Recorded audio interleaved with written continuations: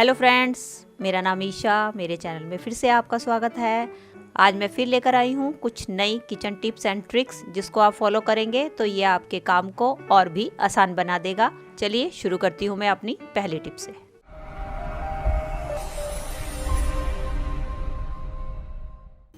चलिए फ्रेंड्स, मेरी पहली टिप होने वाली है रबर बैंड्स को लेके।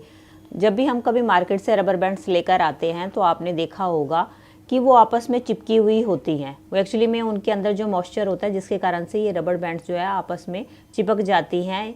या कई बार ऐसा होता है बारिश के मौसम में या बरसात के मौसम में सीलन के चक्कर में भी है ये रबर बैंड्स आपस में चिपक जाती हैं। तो इसके लिए मैं आपको एक टिप बताने वाली हूँ कि इसके लिए आप क्या करें जिससे कि आपकी रबर बैंड अलग अलग रहें।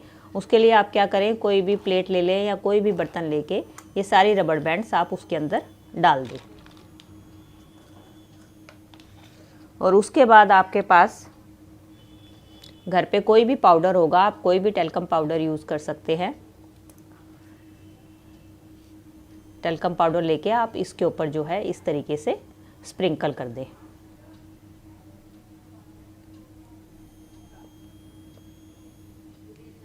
इसके बाद आप इसको अच्छी तरीके से रब करें ताकि ये जो सारी की सारी रबर बैंड्स है आपस में जो चिपकी हुई हैं वो अलग हो जाए।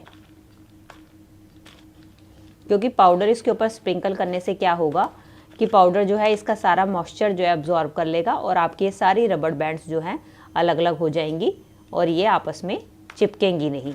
जब भी आप इनको यूज़ करेंगे, निकालेंगे नेक्स्ट टाइम, तो ये आपको सब अलग अलग मिलेंगी। ये देखिए, मैंने पाउडर स्प्रिंकल कर दिया था। अब आप देखेंगे कि ये सारी रबर बैंड्स सब अलग हो गई हैं, एक दूसरे से चिपक नहीं रही हैं। अब आप अपनी वापस डिब्बी में इसको डाल के रख सकते हैं। आप जब भी इसको यूज़ करेंगे तो इसी तरीके से आपको ये अलग अलग मिलेंगी।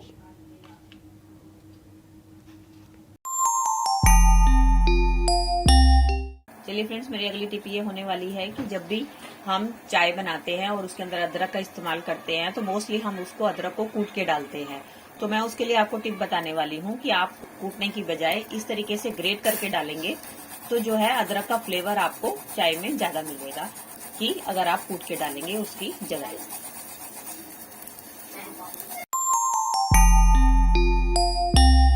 चलिए बढ़ते हैं अगले टिप की तरफ।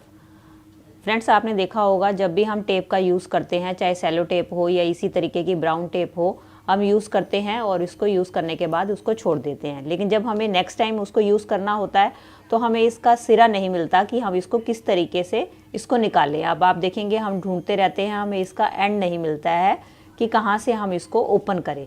तो इसके लिए मैं आपको एक टिप बताने वाली हूँ कि जब भी आप ब्राउन टेप या किसी भी टेप का यूज़ करें तो आप इस तरीके से उसको एक बार, सपोज जैसे कि मैंने इसको निकाल लिया है फर्स्ट टाइम और उसको यूज़ कर लिया है, तो यूज़ करने के बाद अब आप क्या करें, इस टेप को इस तरीके से इसका आप एंड लें और उसको इस तरीके से आप फोल्ड कर दें।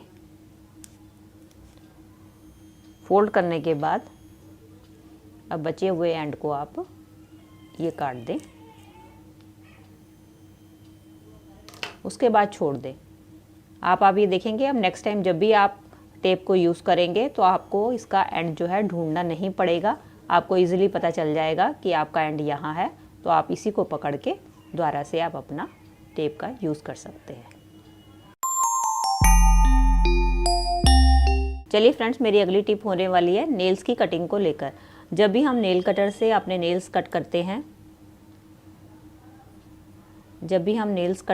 तो क्या होता है कि नेल्स कटने के बाद इधर उधर बिखर जाते हैं, पूरे घर में वो फैल जाते हैं, जिसके कारण क्या होता है, हमने घर में सफाई की होती है, हमें फिर से वो सफाई करनी पड़ जाती है। उसके लिए मैं आपको एक टिप बताने वाली हूँ कि जब भी आप नेल कटर से नेल काटें तो उसके लिए आप क्या करें, इस तरीके से आपके घर में कोई भी टेप, सेलो टेप, कोई भी टेप होगी आप ले सकते हैं। मेरे पास सेलो टेप नहीं थी तो मैं इस टेप का यूज़ कर रही हूँ।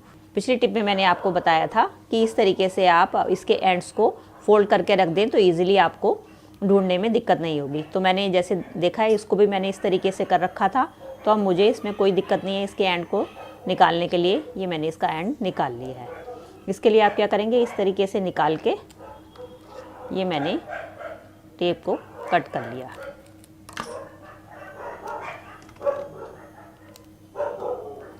इसके बाद अब आप टेप को बीच में से काट लें, या आप इसको पूरी भी यूज़ कर सकते हैं। मैं इसको बीच में से काट रही हूँ।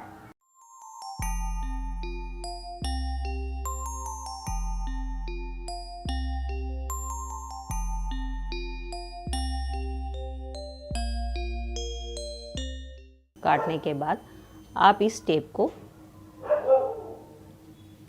इस तरीके से दोनों एंड्स पे लगा दें।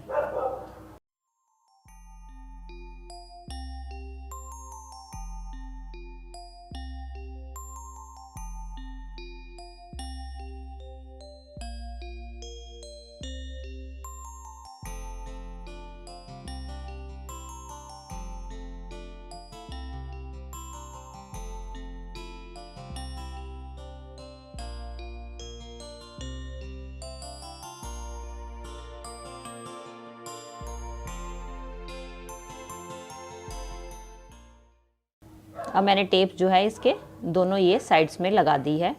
अब आप देखेंगे कि आप जब भी इससे नेल्स काटेंगे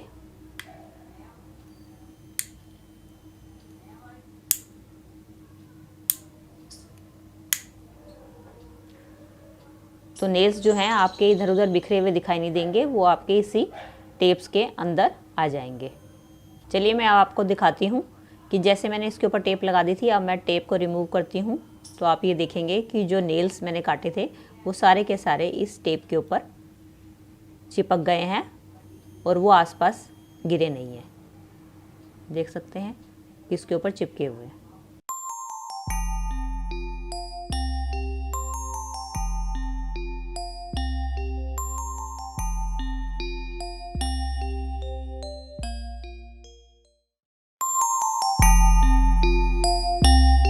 जब भी हम मार्केट से एक चावल की थैली लेकर आते हैं तो सबसे बड़ी समस्या आती है हमें उसको खोलने की, कि हम उसको किस तरीके से खोलें कि जिससे ये पूरा खुल जाए। कई लोग इसको कैंची से काटते हैं, कोई चाकू की मदद से इसको काट के खोलते हैं, लेकिन मैं इसको काटने को आपको सबसे आसान तरीका बता रही हूँ कि आप देखेंगे कि इसके एंड्स पे आपको ये इस तरीके से 2 लाइन्स मिलेंगी या गिठा लगी मिलेगी। आपको बस क्या करना है, इसी गिठा को आपको खोलना है। इस तरीके से आप एंड्स पे जो गिठा लगी है उनको आप खोल दीजिए।